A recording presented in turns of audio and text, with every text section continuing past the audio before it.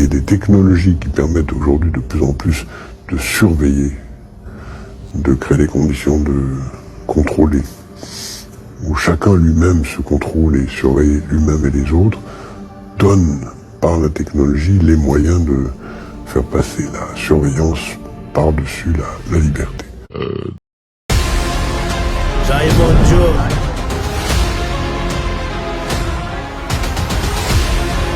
J'arrive en jour, c'est des plans machiavéliques qu'on est là-bas. La mort de Naël aurait été volontaire pour recréer le film Athéna en situation réelle, et nous avons des preuves. Les amis, mais quel film incroyable, Athéna, ça vous dit quelque chose? Allez le voir, parce que franchement, on est en plein dedans. Naël avait participé au clip Ragnar de Joule. On le voit à son côté sur la Kawasaki, à droite de l'écran. Le hasard est choquant. Nino, on sait, t'inquiète pas. Une demande d'ordre, une demande de sécurité, une demande de dictature.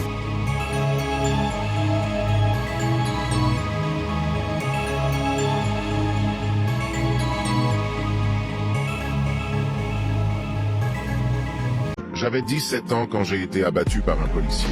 Il est venu de Marseille. Ça me rappelle en 2005 par rapport à Bounaïzied, on avait cramé, je me rappelle, la médiathèque.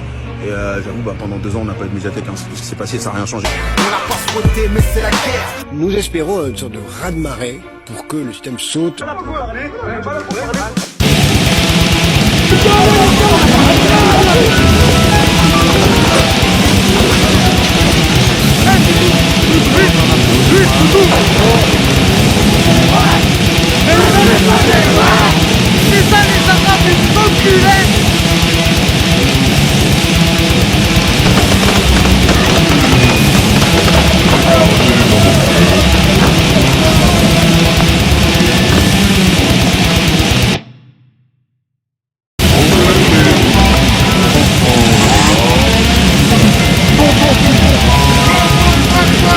Oui, je t'aime.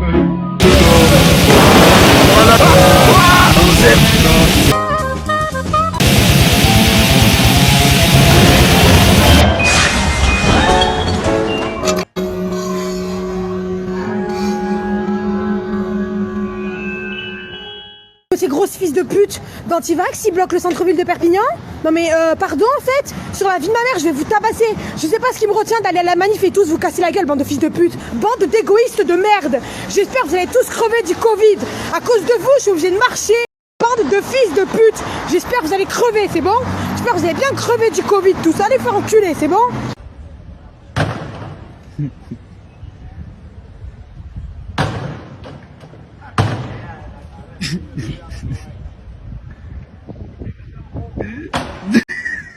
Tous les gens qui continuent à m'appeler elle, ça me frappe.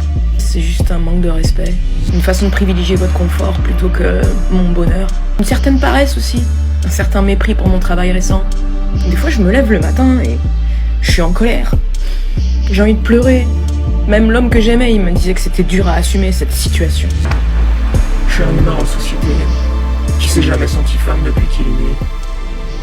Plus personne ne fait attention à ma musique parce que cette société, en fait, tout en étant très transmédiatisée, elle est transformée. Vous voyez ce que je veux dire?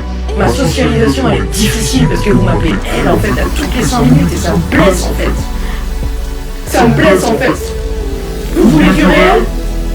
Je suis réel. Alors que je souffre, comme toute personne queer de cette société qui n'arrive même pas à se questionner collectivement sur ces violences patriarcales, en fait.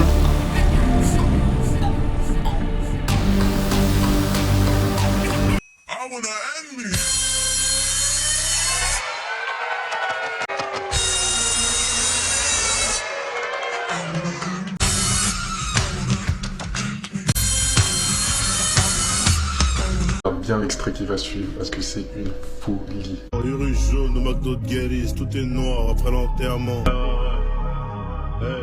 Contrôle plus les ports, bah ça ouvre des portes, faut qu'on s'en sorte et qu'on soit sûr qu'il y a tous les sacs derrière la porte. J'arrive en Dior, et c'est des plans machiavéliques qu'on élabore. C'était shit. Je sais pas si vous vous rendez compte. Le nombre de références. En fait, au bout d'un moment, je peux plus parler de coïncidence. 3 semaines avant, Uru jaune, McDo, violence policière, un clip avec un jeune au volant de la voiture. Il n'y a pas de coïncidence. C'est ce qu'on appelle de la programmation préventive.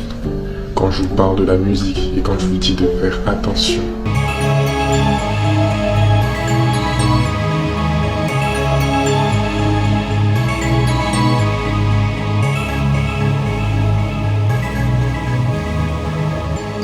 Aujourd'hui, au bout de ça, on parle de puces qu'on pourra s'implanter. Ce sera quand ça? Certainement dans les 10 années à venir. Et d'abord, on va les implanter dans nos vêtements.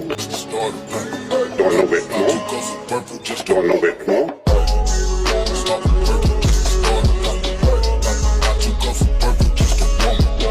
Dans nos vêtements.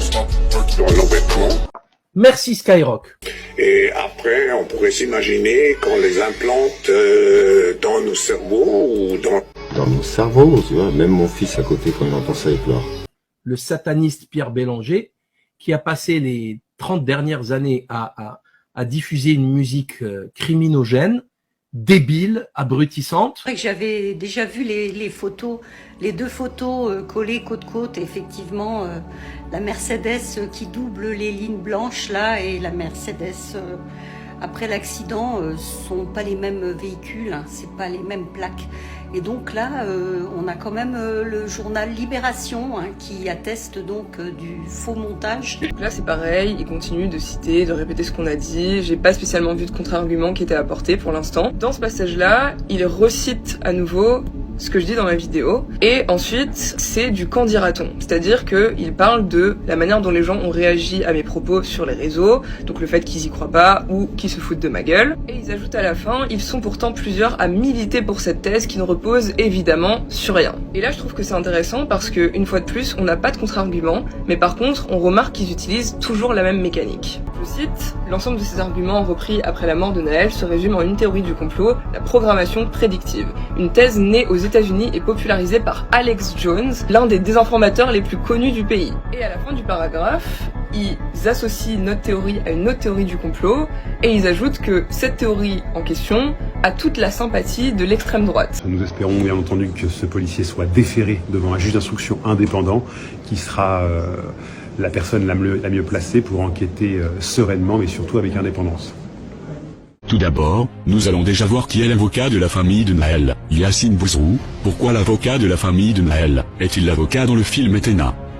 Vous ne rêvez pas, c'est bien la même personne.